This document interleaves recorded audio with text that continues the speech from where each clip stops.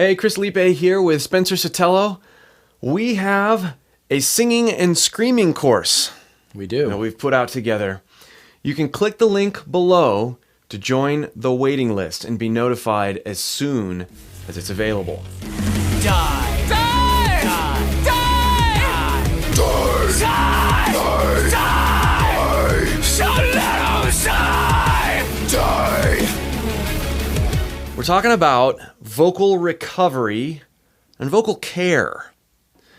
I'm always curious to know, with a singer like you you're doing it sometimes 7 months out of the year, every third day, every other day.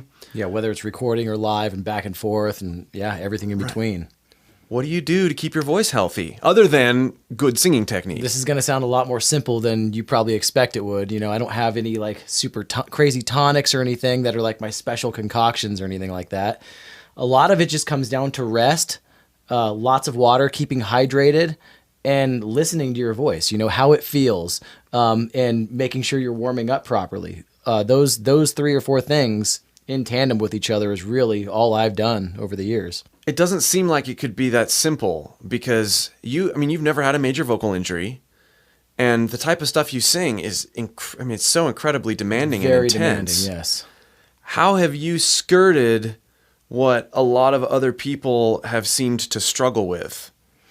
Really, as an example, live, instead of pushing and pushing and pushing, listening to my voice, and maybe there's certain parts where I can dial back the intensity, using your body language, using your physical energy instead of pushing from here and trying to make it more intense from here. So you're budgeting, you're intensely and intently connected with how everything is feeling, and you're reacting to that in the midst of performances, in the midst of recording. Being very conscious of it in the moment, feeling it and thinking about how it feels. What can I do to make this go longer or execute what I need to execute? Part of this is, you do have and have honed fantastic technique. Thank you. You're doing things right, and that's why you can scream for hours and it works.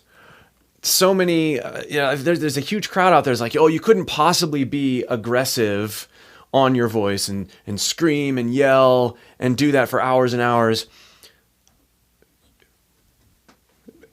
Here I am, 10, 11 years later after starting my professional career in this, my voice has never felt and never sounded better. So Right.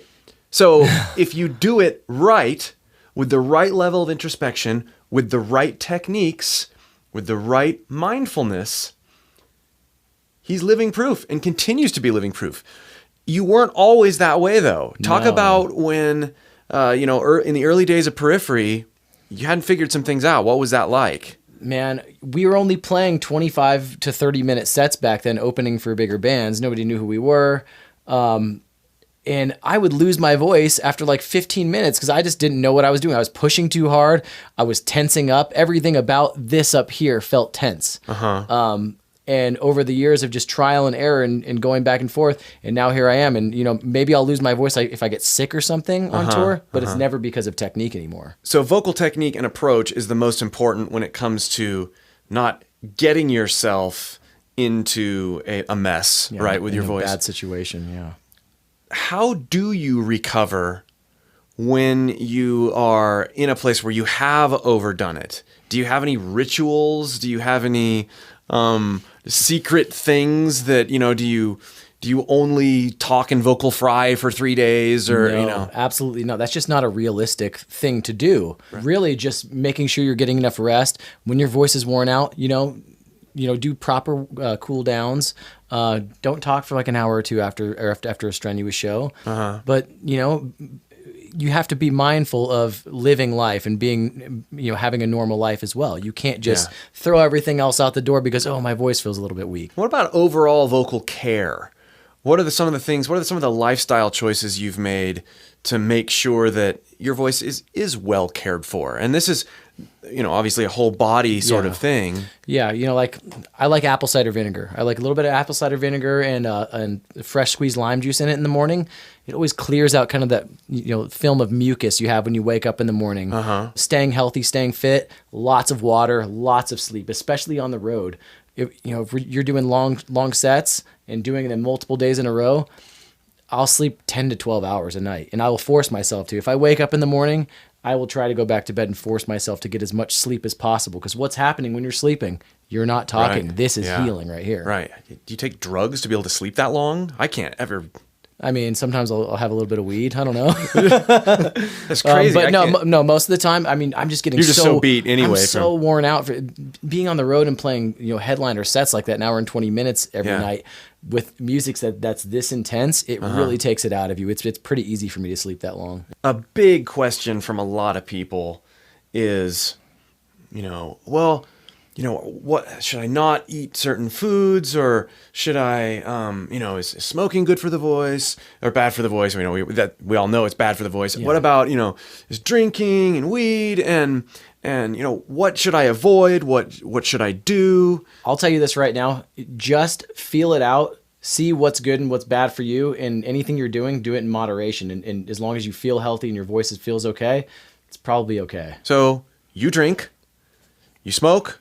I don't smoke all the time. I'm not an everyday smoker, but every couple weeks I'll enjoy some cigarettes with a glass of whiskey or a cigar or something like whatever, that. Right. Yeah. The key is the healthy habits are they're overtaking, and they're the prominent things, right? So if you are indulging now and again, that indulgence is actually mentally healthy and therefore good for your voice. Yeah, you don't get trashed before you go sing a show, but you do have a little bit of scotch or something before you go into a recording session. I look at it like it's like chocolate cake, right? Yeah. You eat a bunch of chocolate cake, it's going to make you fat. You're not going to be healthy. But every now and then, a little bit of chocolate cake, it's not good for you physically, but it's good for you mentally. And therefore good for you physically, because it's in moderation. Yeah. If you have more questions for Spencer, leave those in the comments below. What are some things that have worked for you in vocal care and recovery? And remember, if you're interested, click the link below and join the waiting list for the course, the singing and screaming course we've done together. See you there.